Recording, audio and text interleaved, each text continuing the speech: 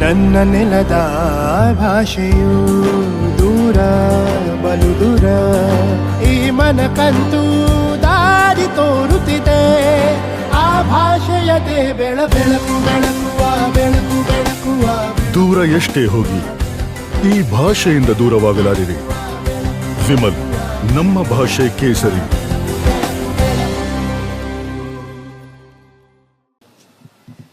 ಇದು ಎಷ್ಟರ ಮಟ್ಟಿಗೆ ನೀವು ಮಹಿಳೆಯರಿಗೆ ಗೌರವ ಕೊಟ್ಟಿದ್ದೀರಿ ಕಾಂಗ್ರೆಸ್ ನಾಯಕರು, ಇದು ಇಲ್ಲಿರ್ತಕ್ಕಂಥ ಪ್ರಶ್ನೆ. ನಂತರ ನನಗೆ ನಿನ್ನೆ ದಿನ ಒಂದು ಎಲೆಕ್ಟ್ರಾನಿಕ್ ಮೀಡಿಯಾದಲ್ಲಿ ಯಾರು ದೇವರಾಜೇಗೌಡ ಅಂತಕ್ಕಂಥವ್ರು, ನಂತರ ನನಗೆ ನಿನ್ನೆ ದಿನ ಒಂದು ಎಲೆಕ್ಟ್ರಾನಿಕ್ ಮೀಡಿಯಾದಲ್ಲಿ ಯಾರು ದೇವರಾಜೇಗೌಡ ಅಂತಕ್ಕಂಥವ್ರದ್ದು ಒಂದು ಇಂಟರ್ವ್ಯೂ ಮಾಡಿದ್ದೀರಿ, ವಕೀಲರು. ದೇವರಾಜೇಗೌಡರ ಬ್ಯಾಕ್ಗ್ರೌಂಡ್ ಏನು? ಅವರು ವಕೀಲರಾಗಿ ರೇವಣ್ಣ ಅವರು, ಪ್ರಜ್ವಲ್ ರೇವಣ್ಣ ಅವರು 2019 ಚುನಾವಣೆಯಲ್ಲಿ ಸ್ಪರ್ಧೆಯನ್ನು ಮಾಡಿದರು. ಆ ಸ್ಪರ್ಧೆಯಲ್ಲಿ ಹಲವಾರು ರೀತಿಯ ಅಕ್ರಮಗಳಾಗಿದ್ದಾವೆ, ಆಸ್ತಿಗಳನ್ನು ಮುಚ್ಚಿಟ್ಟಿದ್ದಾರೆ. ಈ ವಿಷಯಗಳನ್ನು ಇಟ್ಕೊಂಡು ಆ ಕುಟುಂಬದ ವಿರುದ್ಧ, ರೇವಣ್ಣ ಕುಟುಂಬದ ವಿರುದ್ಧ ಅವರು ಕೋರ್ಟ್ನಲ್ಲಿ ಅಪ್ ಟು ಸುಪ್ರೀಂ ಕೋರ್ಟ್ನವರೆಗೆ ಹೋಗಿದ್ದಾರೆ. ಅವರ ವಿರುದ್ಧ ಹೋರಾಟ ಮಾಡಿದ್ದಾರೆ, ಈಗಲೂ ಮಾಡ್ತಾ ಇದ್ದಾರೆ. ದೇವರಾಜೇಗೌಡ ಅಂತಕ್ಕಂಥ ವ್ಯಕ್ತಿ, ಅವರ ಒಂದು ಇಂಟರ್ವ್ಯೂ ಒಂದು ಖಾಸಗಿ ಚಾನಲ್ ಬಂದಿದೆ ನಿನ್ನೆ. ಅದರಲ್ಲಿ ಅವ್ರು ಏನು ಹೇಳಿದ್ದಾರೆ? ಅವ್ರು ಯಾರೋ ಕಾರ್ತಿಕ್ ಅಂತ ಹುಡುಗ, ಈಗಾಗಲೇ ಗದ್ದು ವಿಷಯ ಗೊತ್ತಾಗಿ ಪಾಪ ಅವ್ನ ಕೈಲಿ ಮತ್ತಿಗೆ ಹೇಳಿಕೆ ಕೊಡಿಸಿದ್ದಾರೆ ಕರೆಸ್ಕೊಂಡು ಆ ನಾಯಕರುಗಳು. ಮತ್ತೀಗೇನು ಒಂದು ಕ್ಲಾರಿಫಿಕೇಶನ್ ಕೊಡಿಸ್ಬಿಟ್ಟಿದ್ದಾರೆ, ನಾನು ಯಾರಿಗೂ ಕೊಟ್ಟಿರಲಿಲ್ಲ ಕ್ಯಾಸೆಟ್ನ ಅಂತ. ಈಗ ಅವ್ರಿಗೆ ಗೊತ್ತಾಯ್ತು ಇದು ಯಾವ ಕಡೆ ತಿರುಗುತ್ತೆ ಈಗ ಈ ಚಕ್ರ, ಈಗ ಅರ್ಥ ಆಗಿದೆ ಪಾಪ ಮಾನ್ ನಾಯಕರುಗಳಿಗೆ, ಬಹುಶಃ ಮುಖ್ಯಮಂತ್ರಿಗೂ ಅರ್ಥ ಆಗಿದೆ ಈಗ ಇದು ನಮಗೆ ಸುತ್ತಾಕೊಳ್ಳುತ್ತೀಗ ಅಂತೇಳಿ. ಯಾವ ದೇವರಾಜೇಗೌಡರ ನೆನ್ನೆ ಹೇಳಿಕೆ ನಾನು ಗಮನಿಸಿದೆ.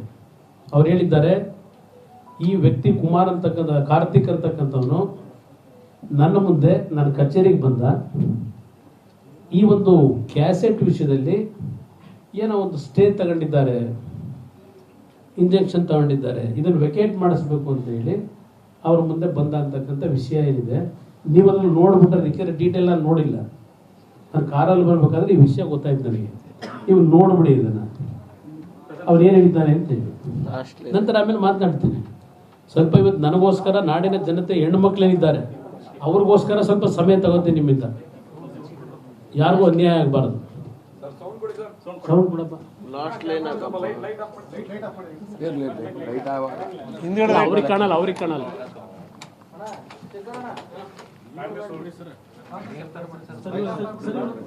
ವಾಲ್ಯೂಮ್ ಕೊಡಪ್ಪ.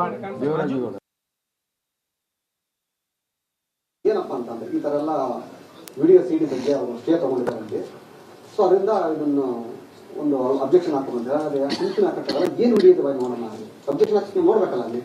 ಆಗ ಪೆಂಡ್ರೈವ್ ತಾಬಂದ ನಾನು ನೋಡಿದೆ, ಇಲ್ಲ ಪೆಂಡ್ರೈವ್ ಅಲ್ಲಿ ನೋಡಿದಾಗ ಗೊತ್ತಾಗ್ತದೆ ಭಾಳ ಅಷ್ಟಿಲ್ಲವಾದ ವಿಡಿಯೋಗಳು ಜವಾಬಲ್ಲಿ. ಸೊ ಆಗ ಅಬ್ಜೆಕ್ಷನ್ ಹಾಕಬೇಕಲ್ಲ. ಆಗ ನಾವು ಇದನ್ನು ಯಾರಿಗಾರ ಕೊಟ್ಟಿದ್ದೀವಿ ಅಂತ ಕೇಳಿದೆ.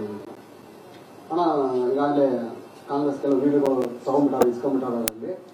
ಆಮೇಲೆ ನನ್ನ ಹತ್ರ ಬಂದಿರೋ ವಿಡಿಯೋನ ಕೂಡ ಅದು ನನಗೆ ಪಕ್ಕದಲ್ಲಿ ಐತೆ ಅಂತ ಗೊತ್ತಿಲ್ಲ ನನಗೆ. ಅದು ನನಗೊಂದು ಇದೊಂದು ಪೆಂಡ್ರೈವ್ ಸಿಗ್ತಾನಲ್ಲಿ ನಾನು ಯಾರೋ ಫ್ರೆಂಡ್ಸ್ ಹತ್ರ ಅವ್ರ ಜೊತೆ ಇಸ್ಕೊಂಡೆ ಅಂತ ಹೇಳ್ದ. ಅವನು ಕೂಡ ಇವ್ನು ಕಷ್ಟ ಸಿಗಾಕೊಂಡಾಗ ಮಾಡ ಇವನು ಅವನ್ನ ಏನೋ ಮಾಡೋಕ್ಕೋಸ್ಕರ ಪೆಂಡ್ರೈವ್ ಇಸ್ಕೊಂಡ. ಆ ವಿಡಿಯೋ ನೋಡಿದಾಗ ನನಗೆ ಇಲ್ಲಿ ಭಾಳ ಭಯ ಆಯಿತು. ಅಲ್ಲಿ ಯಾರು ಅಂತಂದರೆ ಈ ಥರ ಕಾಂಗ್ರೆಸ್ ಅಧ್ಯಕ್ಷ DK ಶಿವಕುಮಾರ್, ಸುರೇಶ್ ಅಂತೆಲ್ಲ ಹೋಗಿದೆ. ಇದು ಈ ವಿಚಾರವಾಗಿ ಅಲ್ಲಿನ ಸ್ಥಳೀಯ ಕಾಂಗ್ರೆಸ್ ಈಗ ಅಭ್ಯರ್ಥಿ ಇರುವಂಥ ಶ್ರೇಯಸ್ ಪಟೇಲ್ ಕೂಡ ಎಲ್ಲರಿಗೂ ಡಿಸ್ಕಸ್ ಆಗಿದೆ ಅಲ್ಲಿ. ಮತ್ತು ಇನ್ನೊಬ್ಬ ಪ್ರಭು ಲೀಡರ್ಗಳೆಲ್ಲ ಬಂದು ಮಾತಾಡಿದ್ದಾರೆ ಅಂತ. ಏನಂದ್ರು ಅಂತ ಕೇಳಿದೆ ನನಗೆ. ಯಾಕಂದ್ರೆ ನಾನು ಪಕ್ಷದ ಜವಾಬ್ದಾರಿ ವ್ಯಕ್ತಿಯಾಗಿ ಪಕ್ಷದ ಜವಾಬ್ದಾರಿ ಮಾಡ್ಕೊಳ್ಬೇಕಾದ್ರೆ ಏನಂದ್ರೆ ಅದನ್ನ ಸಮಯ ಬಂದ ನಾನು ಮಾಡ್ತೀನಿ, ನಾನು ನಿಮಗೆ ಅಲ್ಲಿ ಈ ಪೆಂಡ್ರೈವ್ ಏನು ಮಾಡಬೇಕು ಆಚರಣೆ ಮಾಡ್ತೀನಿ ನಡಿ ಅಂತ ಹೇಳಿ ಕಳಿಸಿರೋಣ. ಆದ್ರೆ ಹೇಳ್ತೀನಿ ಏನೂ ಮಾಡಲಿಲ್ಲ, ನನಗೆ ಬೇಜಾರಾಯ್ತು. ತಕ್ಷಣ ಇಷ್ಟೆಲ್ಲ ಘಟನೆ ಆದ್ಮೇಲೆ ನನಗೆ ಅವನಿಂದ ವಕಾಲತ್ತರಿದ್ರು. ಏನು 81 ಜನ ನಮಗೆ ಬಂದಿದ್ದಾವೆಲ್ಲ ವಕಾಲತ್ತು ಅಬ್ಜೆಕ್ಷನ್ ಹಾಕಿದ್ಮೇಲೆ ನಾವು 88 ವಕಾಲತ್ತು ಹಾಕೋಣ ಅಂತ ಹೇಳಿ ನಾನು ಹಂಗೆ ಪೆಂಡಿಂಗ್ ಬೆಳಿಕೊಂಡಿದ್ದೀನಿ, ವಕಾಲತ್ತು ಹಾಕಿಲ್ಲ. ಸೊ ಈ ಕಾರ್ತಿಕ್ ಅಣ್ಣ ಈ ಕೇಸಲ್ಲಿ ಒಂದು ವಕಾಲತ್ತು ಹಾಕಿ ಅಂತ ಬಂದ. ಏನಪ್ಪಾ ಅಂತಂದ್ರೆ ಈ ತರ ಎಲ್ಲ ವಿಡಿಯೋ CD ಇನ್ನೊಂದಿದೆ. ಸೊ ಅದರಿಂದ ಒಂದು ಅಬ್ಜೆಕ್ಷನ್ ಹಾಕೊಂಡು ಸುಮ್ಸುನೆ ಹಾಕಕ್ಕಾಗಲ್ಲ. ಏನು ವಿಡಿಯೋ ಇದೆ ನೋಡೋಣ ಅಬ್ಜೆಕ್ಷನ್ ಈಗ ಅಪರಾಧ ಏನಿದೆ ಅಂತಕ್ಕಂಥ ಹೇಳಿದ್ದಾರೆ ಅವ್ರಿಗೆ. ನೋಡೋಲ್ಲ ಪೆಂಡ್ರೈವ್ ನೋಡಲ್ಲ ನೋಡ್ಬೇಕು ಬೇಡ ಬೇಡ ರಿಪೀಟ್ ಬೇಡ, ಆಫ್ ಮಾಡಿ. ಇಲ್ಲಿ ಆಫ್ ಮಾಡೋದು ಇಲ್ಲಿ ಇರ್ತಕ್ಕಂಥ ಪ್ರಶ್ನೆ ಬ್ರದರ್, ಈಗ ಶುರುವಾಗುತ್ತೆ ಅಧ್ಯಾಯ, ಹೊಸ ಅಧ್ಯಾಯ. ಇಲ್ಲಿ ಪ್ರಶ್ನೆ ಬಹಳ ಪಾಪ ಆತರಾತರವಾಗಿ ಲಕ್ಷಾಂತರ ಪೆನ್ ಡ್ರೈವ್ಗಳು ಮಾಡಿ ಹಂಚಿದ್ದು ಆಯಿತು. ನಮ್ಮ ರಾಜ್ಯದ ಮುಖ್ಯಮಂತ್ರಿಗಳು ಸುಮಾರು 10 ಬಾರಿ ಸೂರ್ಯ ಚಂದ್ರ ಹುಟ್ಟೋದು ಎಷ್ಟು ಸತ್ಯವೋ ಕುಮಾರಸ್ವಾಮಿ ಮಂಡ್ಯದಲ್ಲಿ ಸೋಲದ ಅಷ್ಟೇ ಸತ್ಯ ಅಂತ ಹೇಳಿಕೆ ಕೊಟ್ಟರು. ಒಂದು ಬಾರಿ ಅಲ್ಲ, JDS ನ 3 ಅಭ್ಯರ್ಥಿಗಳು ಸೋಲ್ತಾರೆ. ಇದರಲ್ಲಿ ಬೆಂಗಳೂರು ಗ್ರಾಮಾಂತರದಲ್ಲಿ ಮಂಜುನಾಥ್ ಅವರು ಸೋಲ್ತಾರೆ. ಈ ಭವಿಷ್ಯ ಇದ್ಯಾವ ಕಲ್ತರು ಹೇಳೋದು ಅಂತ ನಾನು ಕೇಳಿದೆ, ಅದಕ್ಕೆ ಉತ್ತರ ಕೊಡ್ಲಿಲ್ಲ. ಒಂದು 10 ಬಾರಿ ಹೇಳೋದು, ಯಾವುದೇ ಕಾರಣಕ್ಕೂ 3 JDS ನ ಅಭ್ಯರ್ಥಿಗಳು ಗೆಲ್ಲಲ್ಲ, ಮಂಜುನಾಥ್ ಅವರು ಗೆಲ್ಲಲ್ಲ. ಇದು ಮುಖ್ಯಮಂತ್ರಿಗಳು ಕೊಟ್ಟಂತ ಹೇಳಿಕೆ. ಶಿವಕುಮಾರ್ ಕೊಟ್ಟರು ಹೇಳಿಕೆನ, ಯಾವ ಕಾರಣಕ್ಕೂ ಕುಮಾರಸ್ವಾಮಿ ಮಂಡ್ಯದಲ್ಲಿ ಗೆಲ್ಲಲ್ಲ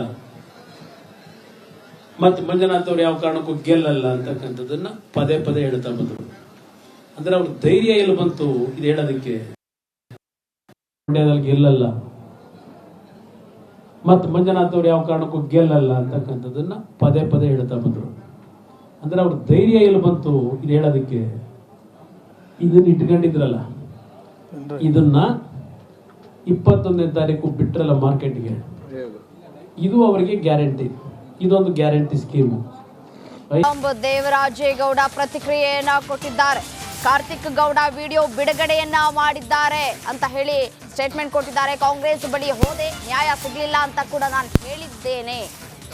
ನನಗೆ ಪೆನ್ ಡ್ರೈವ್ ಕೊಟ್ಟಿದ್ದು ಸತ್ಯ ಅನ್ನೋದನ್ನ ಒಪ್ಕೊಂಡಿದ್ದಾರೆ. ವಕಾಲತ್ತು ಹಾಕೋದಕ್ಕೆ ಪೆನ್ ಡ್ರೈವ್ ಕೊಟ್ಟಿದ್ರು ಅನ್ನೋದನ್ನ ಅವರು ಒಪ್ಕೊಂಡಿರುವಂಥದ್ದು. ಕಾರ್ತಿಕ್ ಗೌಡಗೆ ಹೇಗೆ ಪೆನ್ ಡ್ರೈವ್ ಸಿಕ್ತು ಅನ್ನೋದು ಇದೀಗ ಪ್ರಶ್ನೆಯಾಗಿರುವಂಥದ್ದು. ಪ್ರಜ್ವಲ್ ರೇವಣ್ಣನ ಕಾರ್ ಡ್ರೈವರು ಕಾರ್ತಿಕ್ ಅವರು ಒಂದು ಹೇಳಿಕೆಯನ್ನು ವಿಡಿಯೋವನ್ನು ಬಿಡುಗಡೆಯನ್ನು ಮಾಡಿದ್ದಾರೆ ಇವತ್ತಲ್ಲಿ.